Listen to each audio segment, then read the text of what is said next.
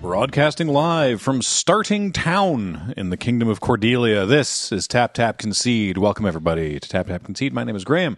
Joining me this week is Nelson. Hey, that's me. And Cameron. Huh? And today we are going to continue talking about spoilers for the upcoming Final Fantasy set because literally, I think it was as we were recording last week's episode, we held off. We held it until Monday, so it was after the weekend, so that we could talk about the Final Fantasy debut panel at PAX. And then I think literally during recording, they decided, oh, also, here's all four of the Commander decks. So we didn't know about that, so now we can talk about a whole bunch more cards. Cool. You get to win. Want to remind you before we start that the show is brought to you by our friends at Card Kingdom. Check out cardkingdom.com/LRR. Their pre-orders keep selling out, but they keep adding more. There were comments on last week's episode that we reminded people, and they went, oh yeah, I do want to pre-order some Final Fantasy, and they went to cardkingdom.com/LRR, and it was available, and they ordered it. So it works for some people. Tell them we sent you. Ask politely for a button, and they'll give you a button that says a funny thing. I'm not sure exactly what we're on right now. Might still be talking about how Sarkhan is Trogdor. Also want to mention Dragon Shield. If you buy anything from the Dragon Shield store, you can use the code LRRMTG5 to get yourself a 5% discount. And, of course, this show and everything we do is brought to you by you, be it on our Patreon or by becoming a member on this YouTube channel. Thank you all so much. Something we didn't... So last time it was myself, Wheeler, and Jacob, and I don't think we really got into like our own backstories with Final Fantasy. Wheeler's was, I'll tell you now, Wheeler's is basically non-existent. Jacob's played a lot of them, as you may have inferred, 14 most commonly. But how about yourselves? What are your sort of Final Fantasy touchstones? Careers? Yeah. Final Fantasy, the original on Nintendo, was one of the first games I ever got, and I played it to death. I remember equipping the White Mage with the Mass Moon. Nice. And, yeah, suddenly she just started lopping heads for some reason. Stinker snack. Yeah. Doing all, like, the grinding to get the steel armor in that one city that costs, like, 40,000 gold. Right. At the start of the game, but you could just walk in circles for a few hours and do that. I played Final Fantasy 2. I thought, what is his name? The Dragoon. Character. Kane. Kane. Yeah, Kane. Kane ruled. He was such a dirtbag. I too, whenever combat began, just wanted to go up, and like may or may not come back down in time to do anything. I think that seemed very sensible. And I also played a bunch of 3, although I never really I don't think I ever completed 3 because I didn't have a copy of it. It was a friend's copy. Now, when you say 2 and 3, do you mean 4 and 6? Okay, I was going to say, for those unaware, of course, this is in the early days of video game translation and localization, and international stuff wasn't as common as it is now. Worldwide same-day release didn't happen. And so Final Fantasy 1 was 1987, and then it was released here as Final Fantasy in 1990. Yeah. So it was several years later. And then Final Fantasies 2 and 3, as we know them now, didn't get released here. 4 was released here as 2. 5 didn't happen again. And then 6 was released here as 3. And then in North America, we were like 1, 2, 3, 7. Yeah, that happened. Huh? We all got to watch this awesome trailer for the fairly new PlayStation or Sony PlayStation, like this new console from a new gaming company that had been a known audio equipment manufacturer. Was like, we're gonna make a gaming console too, and we're gonna come out with Final Fantasy VII, and we're like, whoa, buddy! Because you've got a cool new disc hardware thing going on, doesn't mean you can skip 3 episodes of Final Fantasy. We're due our 4, 5, and 6. Yeah, exactly. Whoa, Sony. I think I know a little something about JRPGs. Do you recall how edgy video game marketing was in those days? Yeah. So I'm working on Paul Rudd commercial. I mentioned I mentioned this in the on the Discord, but I am working on, obviously the set's not fully spoiled, it wouldn't be able to release this yet, so it's going to be a while. Also, it's going to be a ton of work, but I am working on a very long video where I just sort of explain all the cards in this set. Hopefully, Holy shit! Yeah, Are you sure? Wow. I'm going to try. Okay. But something I dug up because I have never forgotten it is this 2-page ad spread for Final Fantasy VII, because of course they'd all been on Super Nintendo, or well, Nintendo and the Super Nintendo prior, and then it was a big switch to Sony, right? It was this big change, and it was on 3 discs, and it was like, well, we can't fit it all on a cartridge, and so it was this 2-page magazine spread with just the picture of the Junon cannon, which actually, hang on, because that's one of the lands in the Commander set. Yeah, one of the Battlefield lands in the Forge, Commander right? set. Ooh, I think it is Battlefield Forge. Yeah. Yeah. I'm gonna take a guess that this was about size mattering. No, it's so much like it's so much 90s edgier than that. James, if you could find Battlefield Forge, because this has been spoiled. Because again, all the Commander decks are out, and there's a ton of land reprints with just interesting stuff from the games. But it's literally this shot. Like, this is like, it's one of the marketing shots of the thing. So it's literally the same shot of the Junon cannon with the caption, can someone get the guys who still make cartridge games a cigarette and a blindfold? Whoa! Wow, Yeah. that's direct. Yeah. Yikes! It's like, holy crap. We're going to put Nintendo down to a firing squad? Yeah, mean- like what if Nintendo refuses the blindfold?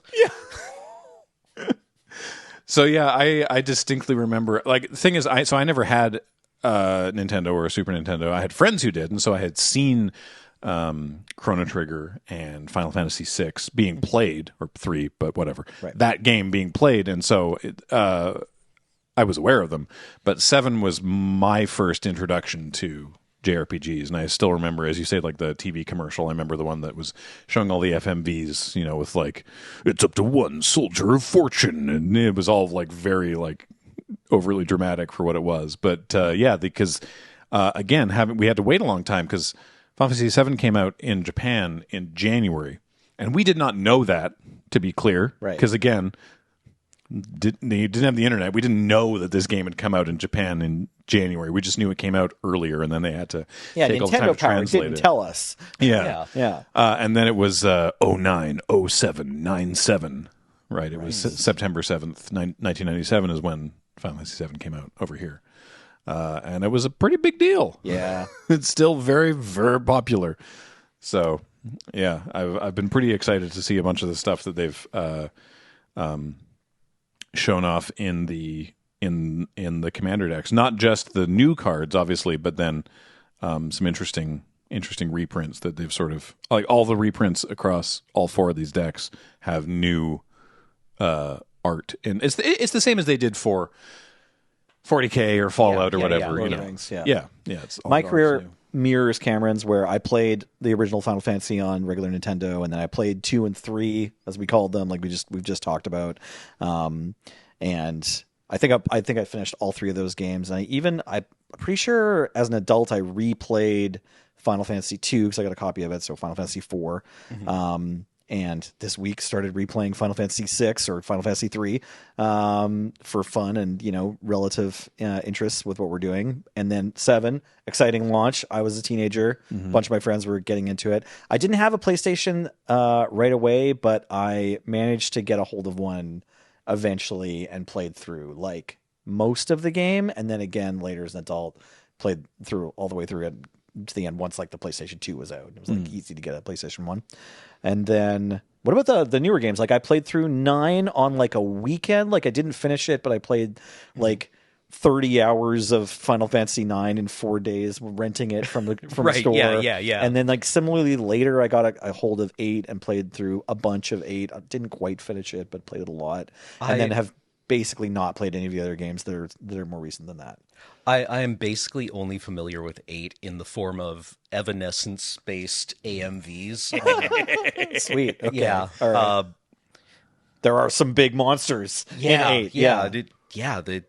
You've got like can't brain. What is the lyric? Yeah. Wake me up. Wake me up. Yeah, can't wake up. Right. Yeah, I didn't play 7, didn't play 8. A friend got 9, and I hung out for a bunch watching him play it. And I remember the Big Knight character who clanged around everywhere, which I thought was great. Steiner. And Vivi. Yeah. I was like, oh, it's a character I recognize. It's a black mage. They definitely brought the characters to life like more, powerfully and successfully, I think, in 9 than they had since like 7 or arguably 6, right? Yeah. They felt like the characters I was familiar with, but now with names and personalities. FF8, the whole cast was kind of this samey, like, kind of really good-looking set of like teen drama characters. Like everyone, like the teacher is also just like kind of samey looking. Like everyone just looks like they could be on a primetime TV show. Like they're all just like these gorgeous thin people. Yeah. Right? In 8, and you can't tell their faces apart. Like they've all just had like cosmetic surgery to be like cartoon Magic the characters. Gathering 90210. Yeah, exactly. I mean, I know they're video game characters, but it's like they look like people who look the same. Yeah. So then 9 was like this refreshing, Yeah. writing of the ship back to be like, oh wait, you liked Final Fantasy when we gave you the Black Mage and the fighter and the warrior and stuff. If I recall from the time, and this could be apocryphal, but I recall talking to Jeremy Petter about this, and he was always very invested in sort of industry news, that a different team at Square was working on 9 as a spin-off, it was specifically sort of like a Final Fantasy throwback, because like the Black Mage and everything, and taking stuff from the earlier titles but bringing it to like modern graphics and stuff. And then there was some negative player reaction to 8 about like how modern it was and how much technology there was, Right. and everything that Nelson just said. And then if I recall correctly, they were like, that one's actually 9 now. And they just sort of like shunted it into the main timeline. 7, 8, and 9 came out within like what, 3 years of each? Somehow, yeah. Yeah, they were like, it was a very quick release schedule. Right. Mm-hmm. So I had I don't think I ever actually beat 8, because I didn't I didn't understand at the time that like how different each Final Fantasy game could be, because I'd only really played 7. Right. And I was like, why'd they change the materia system with such a good magic system? What the hell is GF junctioning? What is this? I don't like this. It's different. Got really far in that game without figuring that out. I was just like, it told me to click, so I clicked, and then the monsters die. Turns out it's wholly abusable too. There's something with like the drawing the magic out of. I've seen speed runs where they're just like, you leave the first area, you like suck an enemy dry of all of its magic, and then just run through. Anyway, okay. So I did play 8. I played 9. I didn't own 9, but I played it, and I saw a lot of friends play it, and it was great. 10 was the next one that I like owned and played through a whole bunch of. That was, of course, the first one on PS2, and that's with Titus, right? So that's the introduction of this character, who was another kind of point of contention in the fan base, right? Because like some older Final Fantasy players, I think, weren't ready for the levels of himbo that Titus introduced. When Titus, like when Final Fantasy X first dropped, we didn't even have the word himbo available to us. Yeah. There were just a bunch of sweaty old gamers like me, but they're only 25 at the time, being like, "Oh, this guy's annoying, man. Why is he so dumb?" Mm-hmm. Right? Yep, I remember that. And now in hindsight, we look back, it's like, oh, we weren't ready. Yeah. There's so much to be learned. Why do his pants look like that? Experience, being around Titus, we had so much to gain from this character. Exactly. Yeah. In hindsight, it's aged well. Why has he got mesh on only one leg of his shorts? I don't get it. Yeah. But you played through that game. Yeah, I played through that game. I played through 10 too. I really enjoyed 10 too. Okay, question, because Kendall actually bought me 10-2 from like a discount bid one time as a treat, because it was available and it was like very cheap. Is 10-2 fine to play through on its own without playing 10? Because these are separate releases. It's not Final Fantasy 11 yet. It's Final Fantasy X-2. Yes. You can totally play it. Okay. One of the things that I liked about playing it after playing 10 is because having now, had several years of JRPGs under my belt, because there was that, but between Final Fantasy games, I was like, well, now I need more of this, right? So Breath of Fire 3, awesome game. Then I got to play Chrono Trigger myself because they did like the PlayStation nice. release. There was a release, right? Chrono Cross came out in there. Chrono Cross was huge. That's the game with like there's 100 possible NPCs to add to your party. Yeah. It was wild. That game was fun. But what I liked about 10.2 was it's the first time where it was like, okay, you have the world-threatening cataclysm in 10. You beat the boss, you save the world. Then what? Yeah. Right? Okay. And it was kind of interesting where it's like, oh, yeah, that religion that was huge in the first game, turns out a world-ending calamity kind of messes up a religion. Yeah. And so seeing there was like New Yevon, which was they were like we're a branch of this religion that we're starting.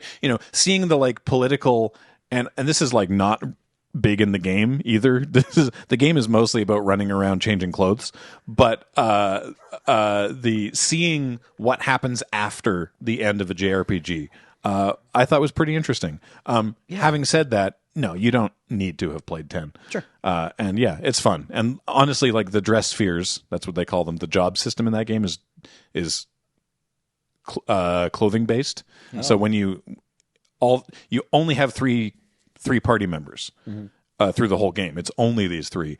And mid combat, they can change outfits, what class they're doing, and they do it by doing like a magical girl transformation sequence between different amazing costumes. And so yeah, it's pretty fun.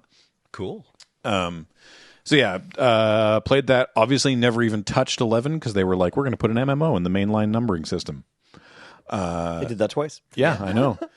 12, I played 12 I think a year or two ago on stream here. Right. Love 12. It's better now. If you haven't played 12, highly recommend Final Fantasy 12 The Zodiac Age is what it's now called. Did you do that and play it forward? I missed that. 12 whatsoever. I caught your FF7 remake. Yeah, no, I did it on. I didn't play it forward. Okay, sweet. All right. 12 is the one that when it came out, everyone's like, "This is just Star Wars," because there was enough sort of you could kind of do a funny 1-to-1 character comparison between like Balthier and Fran. We're like, it's Han and Chewie, and it's like, don't you say that about Fran? Yeah. Then 13. Yeah, I remember people had like strong negative reactions to 13 as it was very like linear. It was like a one real big corridor. Yeah. It was just a corridor, and then about 2/3 of the way through the game, there was like a bubble in the corridor where you could like kind of go around a little bit, and then the corridor continued out the other side of the bubble. And some of the characters were cool, and some of them were not. And it was very mediocre. And then for some reason, they made 2 sequels to that game. And against all odds, the second one, 13.2, is actually really interesting and does like time travel stuff and recontextualizes things and does like some character salvaging of probably one of the worst characters from 13. And is like, honestly, 13.2 is like really cool. And then 13.3 sucks. It sucks so bad. But you played through all these games. I did not play 13.3. Okay. Kathleen was like, again, the old stream on Loading Ready Run here was like day one. She did like an 8-hour stream here of 13.3 the day it came out. And then was like, well, never touching that again. Okay, it had like a Majora's Mask system where it's like, the world's going to end in 3 days. What can lightning do to save it? But it was not executed well. And then 14, of course, another MMO. I've never touched 14. It. Big successful MMO. They had a sophomore run at making a MMO, and they crushed it. You've played a bunch of it. Yeah, right? I've played not a lot. I've probably only sunk about 100 hours into Final Fantasy 14.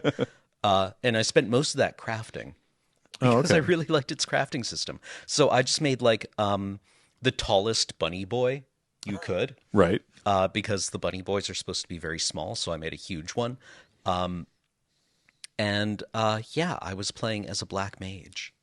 So I was culturally appropriating the little guys, the potato people. Oh, yes. Yeah. Yeah. Their magic system.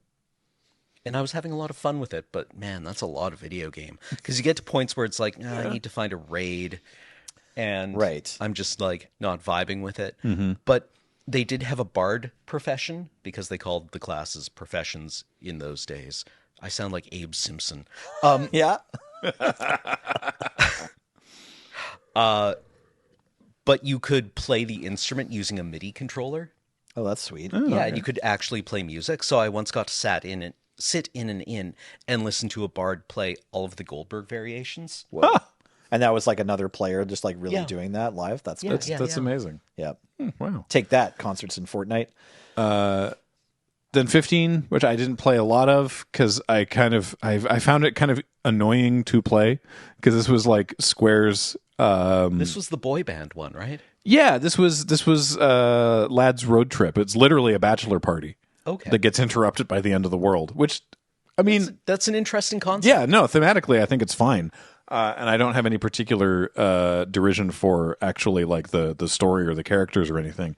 What made me annoyed to play it was that this was like Maximum Square doing everything very fancily. And so like every single thing that you do has some kind of unskippable animation associated with it that just makes doing anything and going anywhere takes so long. And I was just like, just let me play the game. I found it very, very frustrating. What if everything you did was Knights of the Round?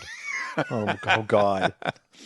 And then 16, which I haven't really touched. I played the demo and I was like, I don't know if this is for me, and I never went back to it, but maybe I will now. Was that the one that had the extremely edgy vibe to it? Not the like. So there was a spin-off called. Right. We talked about this last week, and I can't remember the name of it. The one where the guy's like has to kill chaos. Yeah, it was and kind then of like the it's prequel like to Final Fantasy hits 1. Yeah, hits Limp Bizkit on his MP3 player. Yeah, no, not that one. Okay. No, this is the one with the main character named Clive. Yeah, they said that they were inspired by watching a lot of Game of Thrones, and based just on the demo, you can tell. So,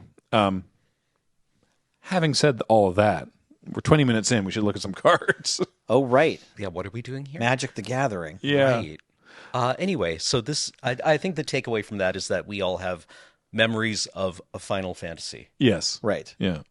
Tell you what, since 7 is my jam, let's talk about let's start with the Final Fantasy 7 card from the Commander decks. So we talked about Cid last week, how there's all the different variations of Cid, Timeless Artificer, with the different art, and I was very smug about having caught that on a Friday Night Paper Fight in early April. But Cid Highwind gets his own card, as do the whole party in the Final Fantasy VII set. In this case, Final Fantasy VII Commander Precon. In this case, Cid, Free Flyer Pilot. 1 and a white for a 2/2. Equipment and vehicle spells cost 1 generic mana cheaper. Ooh, that's nice. Cid, they don't call him this anywhere in the game, but he is a Dragoon. Based on previous Final Fantasy class system. He uses pole arm, he goes up. Exactly. Sure. So he has the ability jump. During your turn, Cid has flying. Nice. Really like that ability. Yep. And then for 2 and tap, you can return an equipment or vehicle from your graveyard to your hand because he's fixing it. So Okay, so this is in a Commander Precon. Yeah.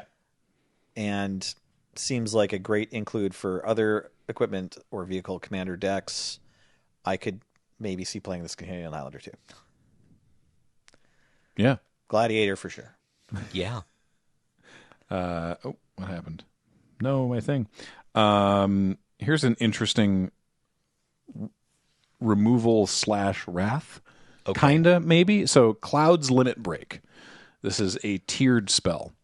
So again, in Final Fantasy VII, your limit breaks have different levels. As you go through the game, your characters can earn different abilities. So it's 1 and a white baseline for Cross Slash, which is one of his level 1 limit breaks, and that's just destroy target tapped creature. So we've seen that ability we've seen that card a bunch of times. Right. For an additional 1, so now it's 2 and a white for Blade Beam, level 2 limit break. Destroy any number of target tapped creatures with different controllers. So in 1v1, that's no better than Cross Slash, but in Commander, you could potentially get more than one thing. And then his ultimate limit break, Omni Slash, is an additional 3 and a white. So that's a total of 4 white, destroy all tapped creatures. Yeah, I mean... At instant speed? Yeah, at instant speed. It's like... Oh, it is instant. Yeah, that's messed up. You know, it's 6 mana for Settle the Wreckage instead of 4, but it has this upside of being 2 mana. Dodgeable. Yeah, exactly. Yeah. Or whatever that kills Swift Justice or something. I can't remember the name of the 2 mana instant, but, you know, kill a tapped creature versus 6, kill all their tapped creatures. So that still has some application in 1-1. I don't know if I would expect to see this much in Standard, but, like, there aren't other Settle the Wreckages running around in Standard right now, so... Well, this one's in the Commander product. Oh, my bad. Right. We're still in the these are all Sorry. Commander. So mercifully, this won't be coming to Standard. Right, sorry. Okay, so, like, still possibly a rare Canadian Highlander application, but probably not. 6 is a ton of mana for a sweeper. Although I do remember when he did that in Advent Children. Yeah. Okay, yeah. Omni Slash, for those unfamiliar, is comical.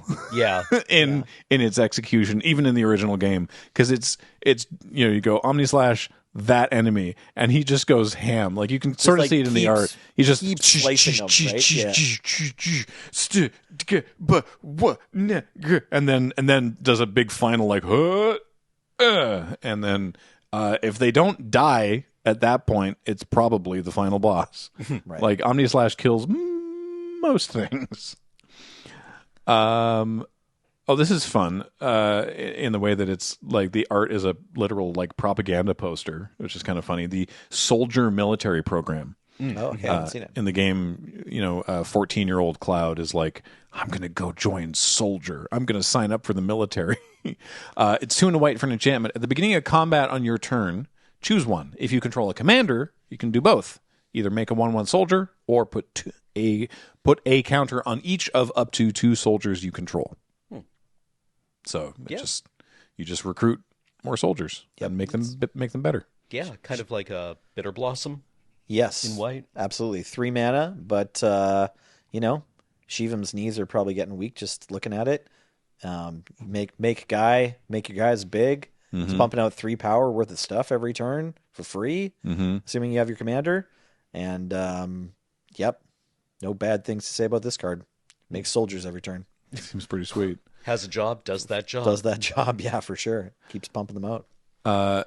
Partway through the game, you find that sort of the big it's revealed that the ultimate threat over the course of Final Fantasy VII is that Sephiroth is going to use ancient materia to summon the ultimate or one of the ultimate magic spells. And so there's ultimate magic meteor. Okay. He's going to crash a meteor into the planet because he's evil. He's not super mentally stable. No, he's had a he's pretty really weird, not. hard life. Yeah. And so Ultimate Magic Meteor is 5 and a red for a sorcery. It deals 7 damage to each creature. The number 7 shows up a lot in the Final Fantasy VII deck. It's thematically appropriate. If the spell was cast from exile, for each opponent, choose an artifact or land that player controls, destroy the chosen permanents because it has foretell. Because it's it has been foretold as part of the prophecy that the meteor will. Yeah. So and the foretell cost is the same. Actually, it's 5 and a red. So it's not any cheaper for foretelling it, but you do also get to destroy an artifact or land as a bonus by going, I'm going to land the meteor there. Yeah. This is a fun sweeper where you could foretell it and then just maybe get to play politics with your friends about like, well, maybe the meteor's coming on my next turn. Maybe it's not, you know? I like the idea of the design space they've created here for the game of Magic where you're in a 4-player game and someone has foretold Ultimate Magic Meteor. But foretell is secret.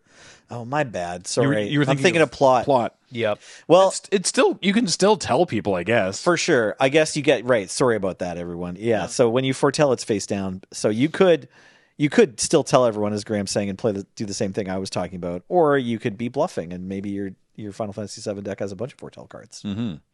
Now, the way to stop that in the game is for to use the ultimate materia that Aerith has, which is Ultimate Magic Holy.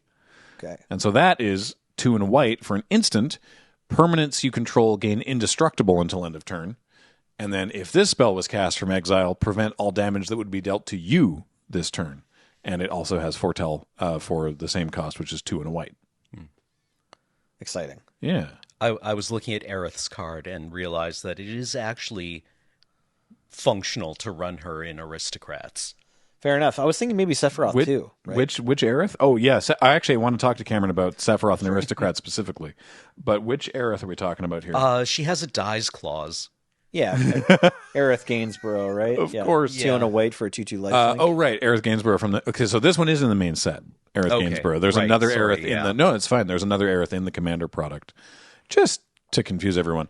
Aerith Gainsborough, 2 and a white for a 2/2 with lifelink. She's a cleric. Whenever you gain life, put a +1/+1 counter on Aerith. When Aerith dies, rip, put X +1/+1 counters on each legendary creature you control, where X is the number of counters on Aerith. She's very motivational. Because that's every like Blood Artist trigger is another counter on her. Yeah. Right? Yeah. I mean, I like the plan in like Highlander Aristocrats where you're like, you get this down, then the next turn you'd like sacrifice all your stuff and you crack in for like 10 with life. Yeah, or something. you put the counters on, I don't know, Yawgmoth. Yeah, I mean, you just have to have another legendary creature on the battlefield if she dies to get the counters. You don't even have to target, which is nice. I don't think she's good in Highlander Aristocrats, but I think she's funny in Highlander Aristocrats. As like, just, you know, to be a hater is, I think, worth it. Nice. So I think we looked at Sephiroth last week, but I did want to ask specifically Cameron as the person that we always... Yeah, the premier aristocrat. Yeah, exactly. The person we always pester about aristocrats. Yeah. The Sephiroth Fabled Soldier, 3/3 for 2 and a black. So 3/3 for 3. Whenever Sephiroth enters or attacks, you may sacrifice another creature if you do draw a card. And then whenever another creature dies, any creature dies, target opponent loses a life and you gain a life. So ignore the rest of that ability where he transforms. Just that on base seems fine. Yeah. It's another Blood Artist, and then also he's a Blood Artist and a sack outlet. Yeah. Yeah.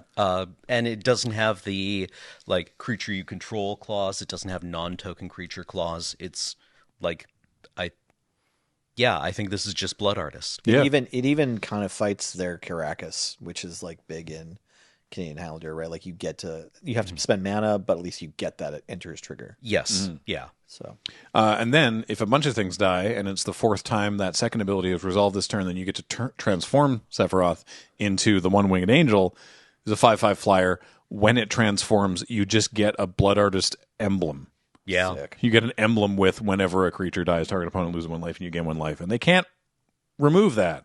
There's no way to interact with emblems. It's true.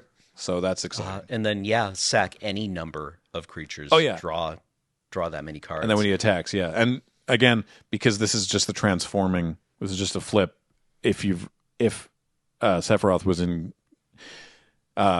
came into play last turn, then you can attack immediately. So you can transform, flip, and then sack everything else. Yeah, this isn't Magic Origins Planeswalker that exiles and comes back summoning 6. Which I didn't forget about, by the way. I talked about this last week where I was asking Wheeler about the complexity of the set, featuring some double-faced cards that just transform, and some other double-faced cards that transform by exiling and then returning.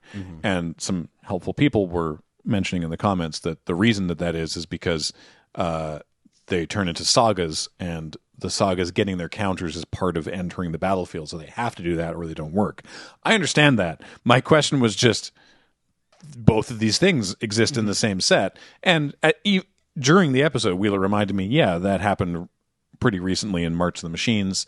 The ones that transform tended to be lower commonality, and the ones that exile and return tended to be higher rarity. And I was like, oh yeah, you're right. I'm fine with this now. Just to be clear, I understand why it had to happen mechanically. He seems decent. Like getting your kind of big combatant in Aristocrats at 3 mana instead of 4. That's with nice, like right? Falcon Wrath Aristocrat, Butcher of the Horde, Caesar, right? Yeah.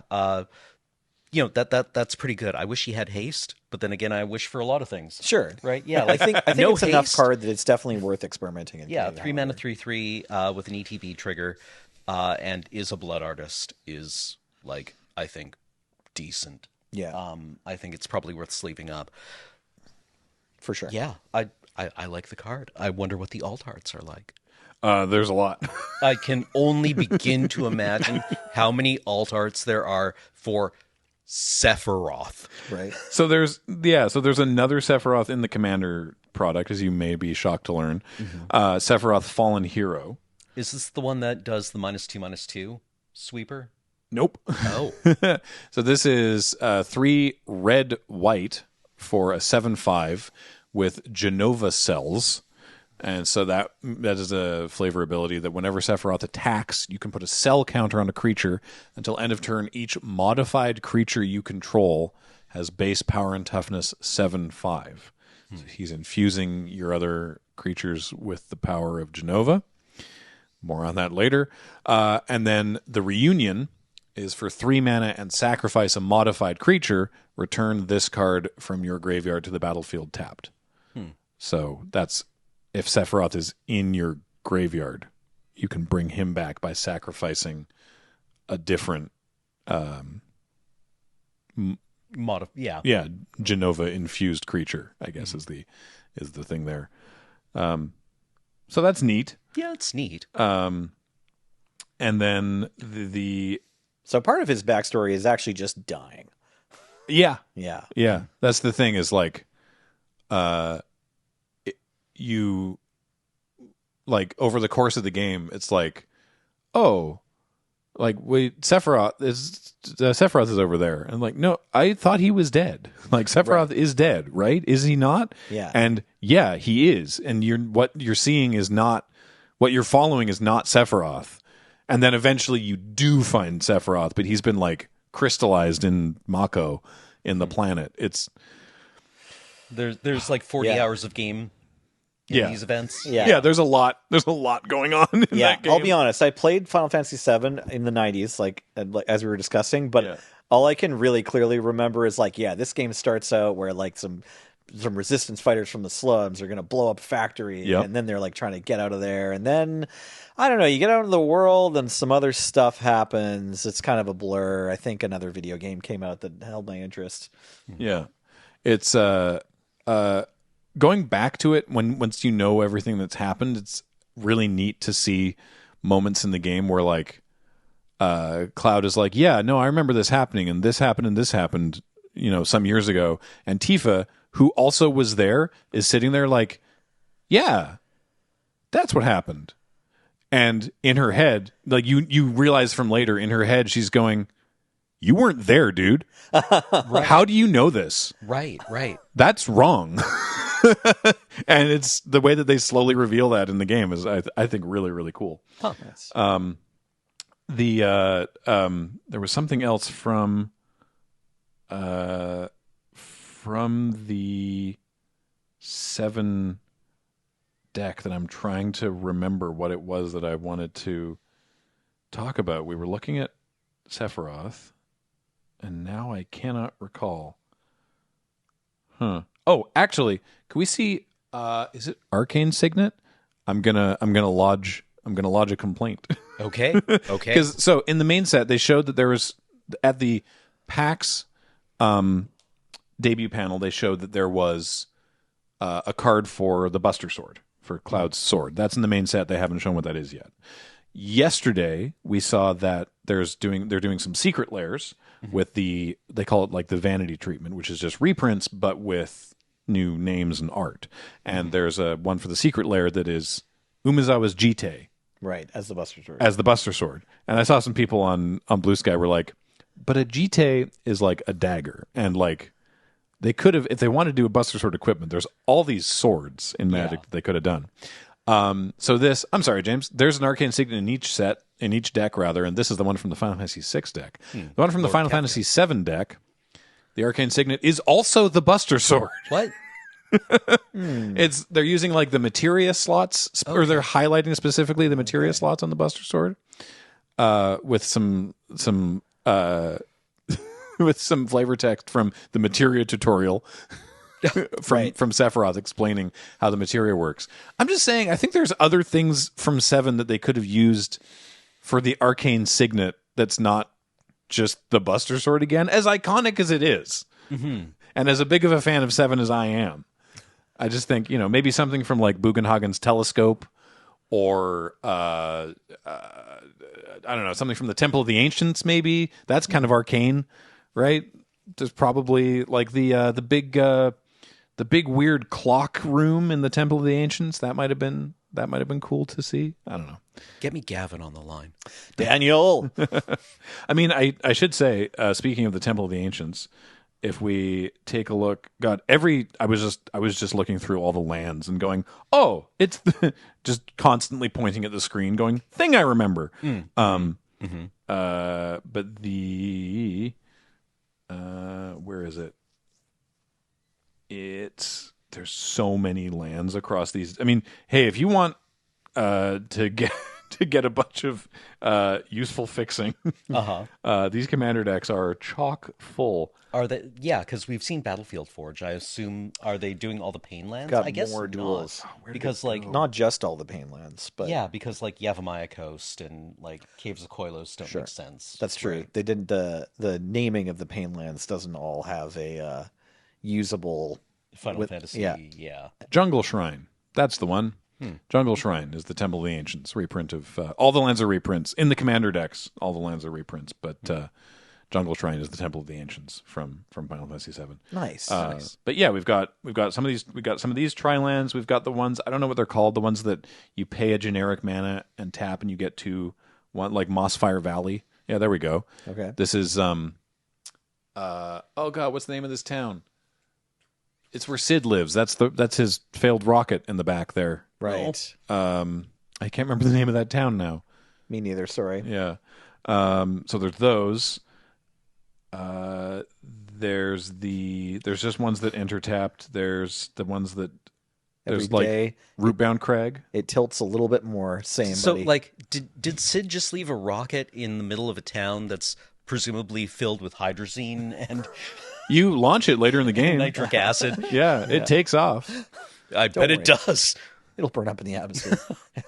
I love this particular call out, by the way. This is the Midgar Zolom, the giant serpent there, and you find it impaled on a tree, and then Cloud's like, did Sephiroth do this? well, who else? Who else? Right? Yeah. You didn't do it. Yeah. So yeah, there's those. There's some of those lands. There's some snarls. There's Firelit Thicket. Oh yeah, one of the old the filter lands. That's Wall Market. That is a good land to have if you don't have one yet. Yeah. Actually, speaking of Wall Market, Shout out to Cascade Bluffs. could we see a reprint? The reprint of Clever Concealment. Oh yeah. This is great. Yeah, the part early in the game when you're still in Midgar and you have to disguise. There's a whole mini game of running around to get a bunch of specific clothing and accessories and perfume and underwear for some reason to disguise Cloud so that they can break into Don Corneo's mansion and find rescue Tifa. Right. Yeah, this is very, very funny, and I'm so glad to see this moment on a card. Yeah, this is fantastic. Yeah. Is this card a reprint? Yeah. Okay, cool. Yeah, Clever Concealment, 2 white, convoke any number of which I think also works really well here, that your creatures are helping you out. Yes. Any number of target non-land permanents you control phase out. No, for okay, it's from some commander set originally. It looks like which one. March of the Machine Commander. Okay. Phyrexia all will be one. Phyrexia all will be one commander. Okay, cool. Because I thought maybe I'd seen this card before. The name obviously is a little bit vague, but like the matching, this is, I want to give Daniel and Gavin or whoever, the whole rest of the team. I know Daniel is very involved, but all the developers at WotC, the sort of reverse complaint here, the kudos of like, this card matching up with this moment in FF7 is like incredible. Yeah. The fact that's why I wanted to double check. I'm like, is this a reprint or is this a new card? Because it's like all the fates align perfectly to like represent this moment from the video game with this magic card. Yeah. And we talked about last week we mentioned Skull Clamp because we were talking about Cloud, the 2-mana Cloud that is a 2/1 and goes looking for an equipment, and then you can attach the equipment, and then you get double triggers. And we were trying to figure out if you get to draw 2 cards or 4 cards if you kill Cloud with a Skull Clamp. And I don't recall what actually solution we came up with, but turns out Skull Clamp also in the Commander set with the thing what Genova is wearing. Genova's an alien. Don't worry about it. Genova's an alien crashed to the planet. Actually, I tell you, right. And also, sorry, this is the other thing I forgot to mention when I was complaining earlier about Arcane Signet. The Hero's Blade from this Commander Precon, also the Buster Sword. Well, yeah. I mean, to be clear, the Signet is the materia slots, right, or the materia orbs. Yeah. It's the orbs, probably, right? I'm just saying, Cloud has several other very cool designed swords, right, that we could have seen. Like the Hard Edge is the one with the squared top from the key art of him on the bike. Okay. That would have been a cool one to use. Sure. He's got a sword called the Organics that looks like a mess. Okay. It could have been fun. I don't know. Here, I'll tell you what, Nelly, I'm going to pass this over to you. We start with the Buster Sword, so it's the easiest one to recognize. What they want. Yeah, but maybe we should have gone a little deeper on Cloud Swords, or maybe there was some internal confusion about who was drawing what. Yeah. Probably not. I know the art direction is like pretty specific, but actually, here's a good reprint. Maybe Magic the Gathering's Cloud doesn't get to have all those other swords on purpose. Guess, yeah. Maybe that's on purpose. I'm gonna pass this to you in a second, so you can tell me if there's any reprints that jump out at you. Sure. But 3 Visits still does not have a print that is under $7. Well, that card initially was just from Portal 3 Kingdoms. I paid $65 for my copy. Yeah. And then I picked one up in our Commander Legends pre-release draft, and I was like, "Oh, sweet! Of 3 visits, this one will only be $3 or whatever." But no, apparently it's back up to 7. I think the week that Commander Legends 1 dropped, you could get 3 visits for less than $7. But yeah, they haven't printed in any mainline set. They have put it in several things that there's not a lot of copies of. But this is nice. Yeah.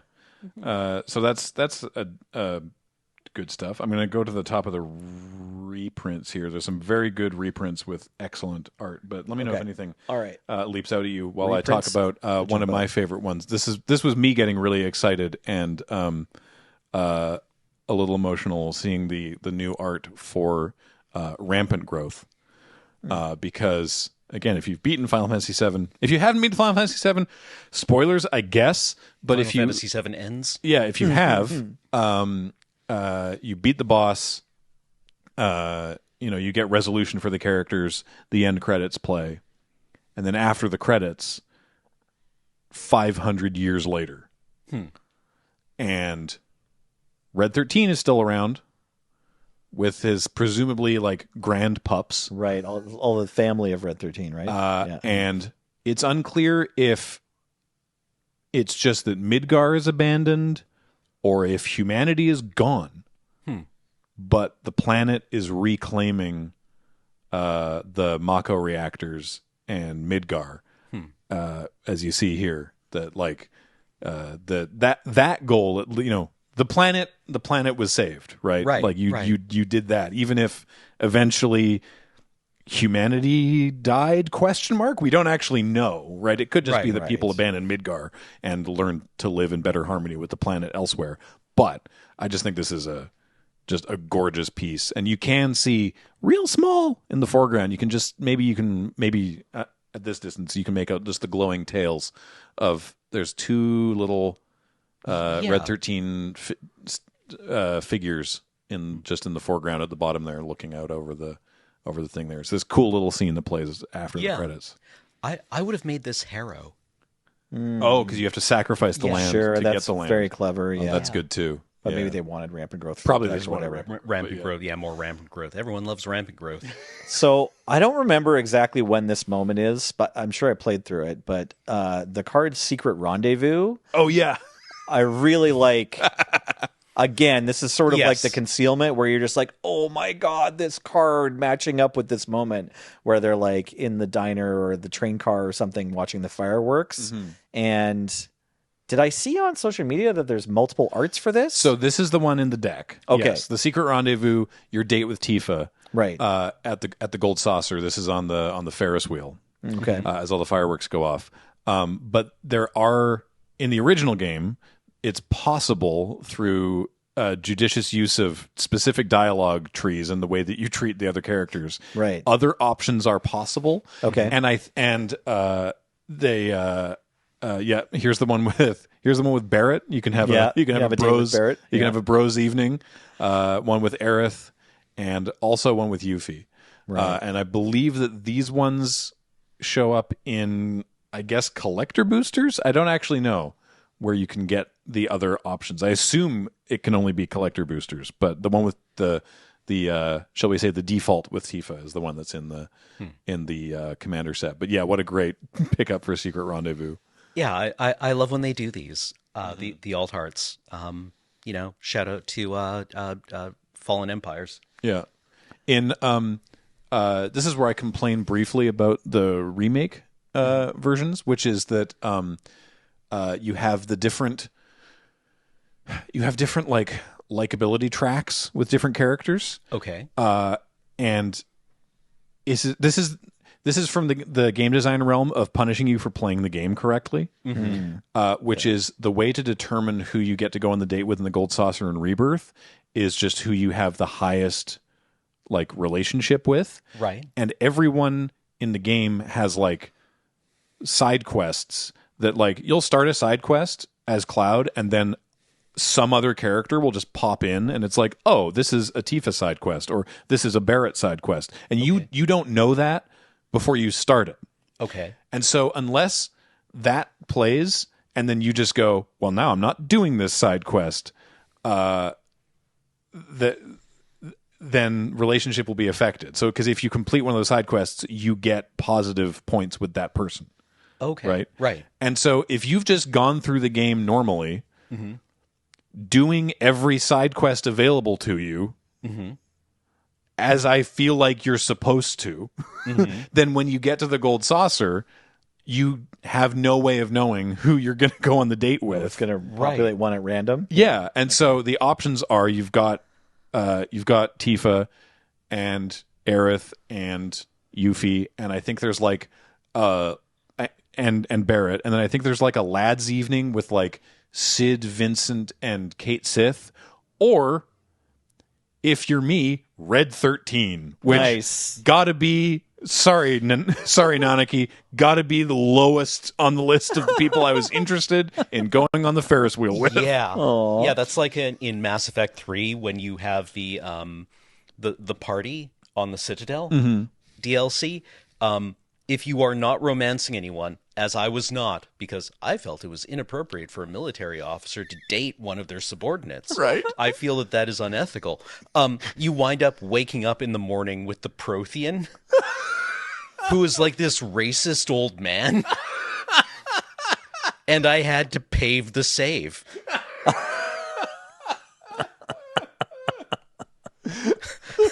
The way my heart sunk when Cloud opened the door and the camera went down to red was like, oh, come on.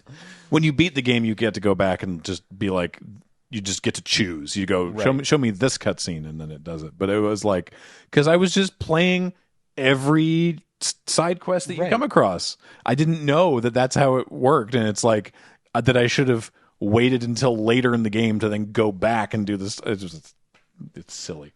All right, so I'm not very deep yet on my FF6 playthrough, but I'm pretty sure this Solemn Simulacrum is the Magitech armor. Yeah, Magitech. Yeah. Which is interesting because it's like, this is the like plot of 6 is that like magic's been gone for 100 years. There was a huge war of the Magi, the magic users, and then it just like disappeared after they blew the world up too much. But the kingdom of Gestaltia, I think, or Gestalia, has managed to harness, magic somehow and put it into these suits, and now they're like a superpower.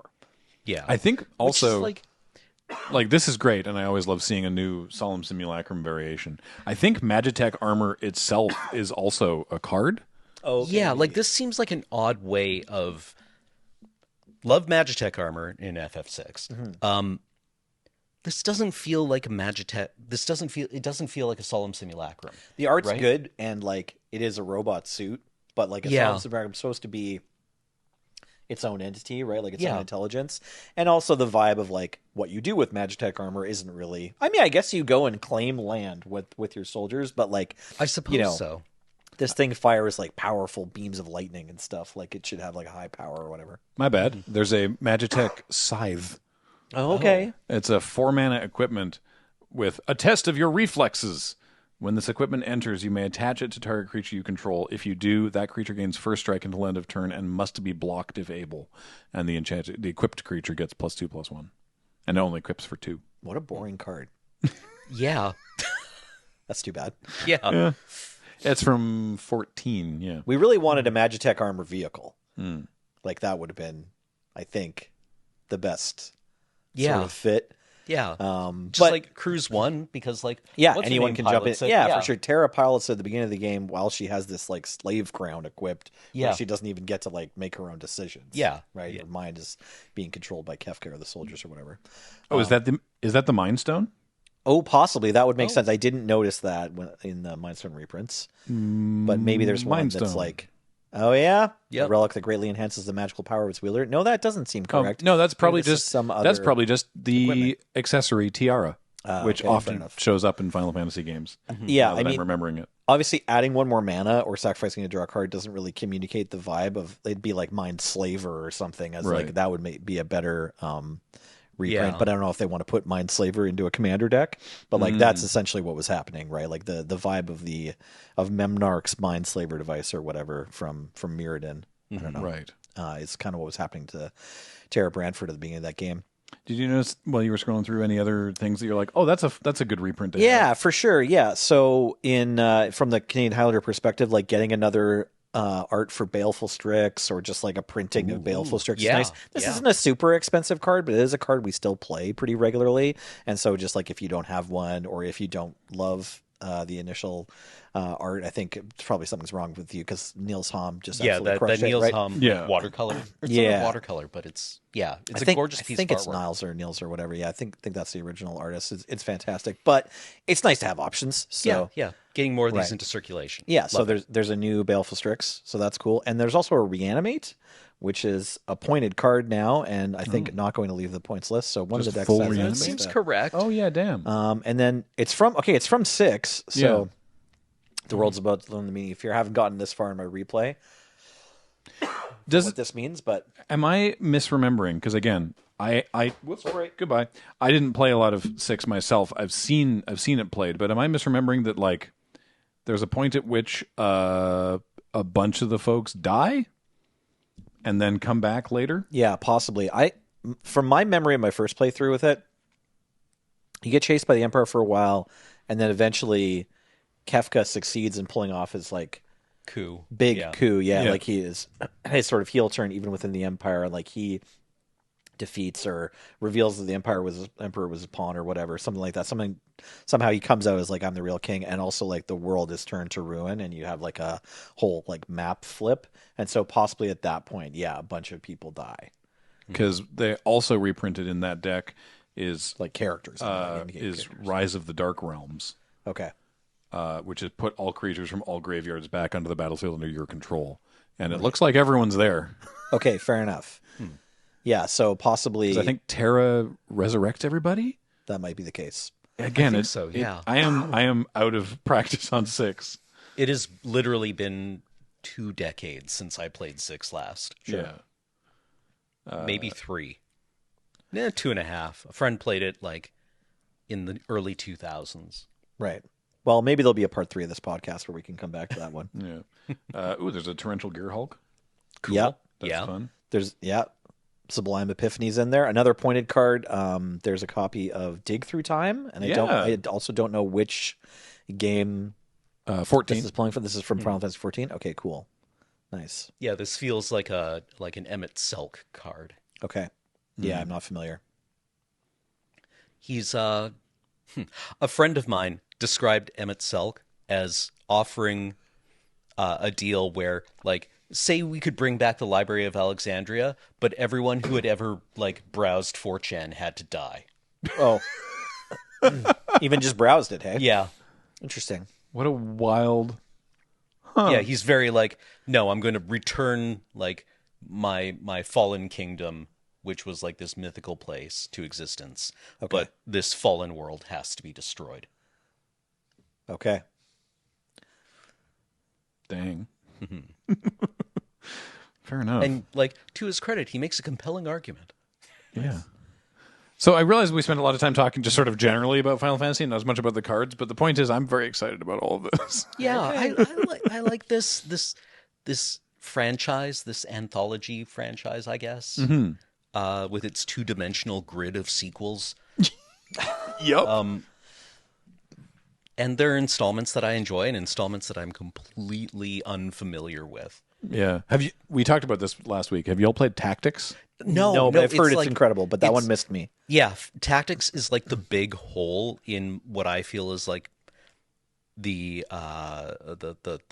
canon of things that are extremely Cameron shit. Yes. Right? Like you'd like it. Yeah, everyone is like, you should play Tactics, you'd really like it. And I'm like, I agree with you.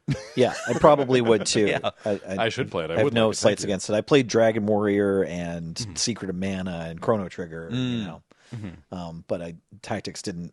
None of my friends had Tactics and told me to play it when I was a kid. Yeah, it must be like $5 on Steam. it's probably $25 on Switch, as I've learned. Like all these games, like they're still if you go through the official channels, they're still pretty expensive. Like the iPad version of Final Fantasy VII, I think, or whatever. Like the original is like still $40 or something like that. It's like they still Square do be still collecting from your wallet. Good lord. If I want to play Final Fantasy VII, are the remakes like?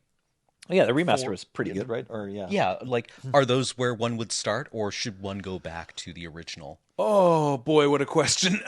Oh no, we asked at the wrong time in the podcast. Yeah, I've played both the remake so far and the DLC, and I've quite enjoyed it. It's a lot of fun.